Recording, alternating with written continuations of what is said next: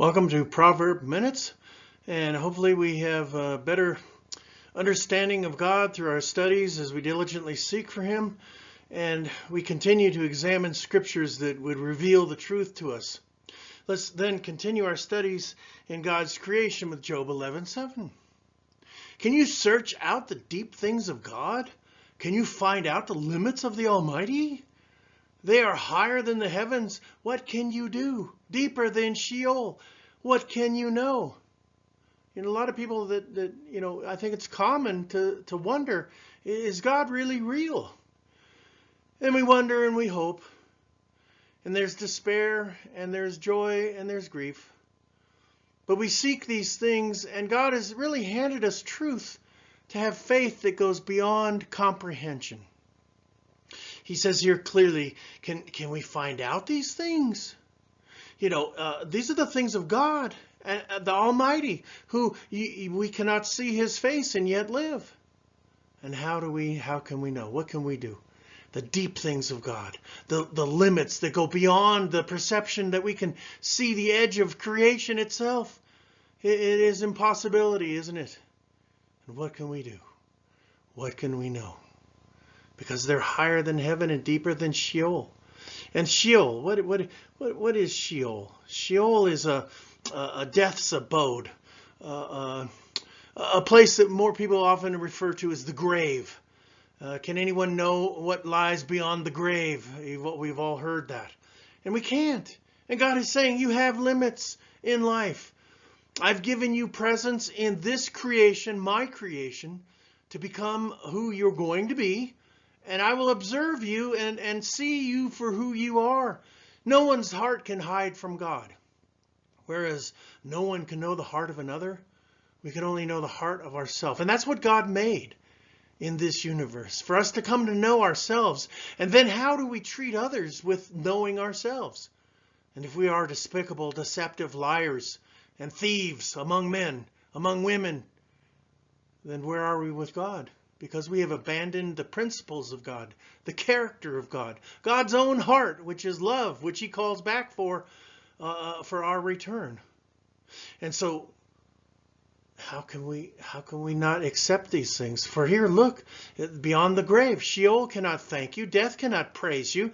Those who go down into the pit cannot hope for your truth. So, in this opportunity of life we've been given the hope for truth. And without us making an effort, a genuine effort to go after the Word of God and the principles of His truth, no matter where we can find them in prayer and in study, in research of the Scriptures, He's not trying to deceive us, brethren. And if we have common sense, we can pretty much distinguish between truth and a lie. Because God didn't come here to fool us. So we can see the truth that He's given to us. Let us go there and do that then. Find His truth. Because without it, what hope would we have? What hope could we have without His truth? So let us return then, to God. And deeper, deeper. And it's really then our direction, isn't it? Our choices define our direction, whether we have hope in the beyond or death and despair and anxiety.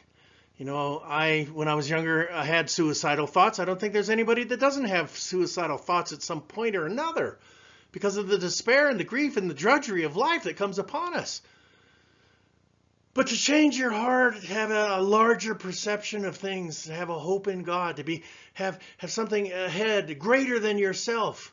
When it's just yourself, you don't want yourself. That's tough. That's hard. Unless you're just an oblivious, greedy, selfish, arrogant soul. That's just a phony person. But if we want to be real, we got to rise to the occasion to help one another. And that's where we come to discover. Because look what it says here in Ecclesiastes. And then I saw all the work of God, that a man cannot find out the work that is done under the sun. For though a man labors to discover it, yet he will not find it. Moreover, though a wise man attempts to know it, he will not be able to find it. Look at the ambiguity here, the paradox of what's happening. All the work of God that's before us. and that man cannot find out all these things. We labor to discover it. We attempt to know it, but we will never, never be able to find it because that creation is out of reach. God did not make the universe for us to obtain a domination over the universe. He wanted us to be subjected to his universe and then be his subjects, be his servants. And in being his servants, we learn to serve one another. And when we're able to do that, then the life between us becomes a more excellent rise to the power that God himself displays. Compassion, caring, honesty, empathy. Those things that are void in many people because of the delusions that confront us with anxiety and depression and deceptions of scheming and plotting. That's not what God calls out for. And even though we can't find God, we sure can get a good glimpse of who he wants us to be and how he wants us to treat one another. So let's go out and share with one another. Let's help somebody this week. Say hi to a stranger. Crack a joke or two. It helps for the laughter of it all. For the laughter is the food of life. And one of the jokes is, if you boil a funny bone, what do you get? A laughing stock. So let's go boil some joy out there in the world. Thanks for coming to Proverb Minutes. We'll see you on the next ride. Take care of yourself. Bye-bye for now.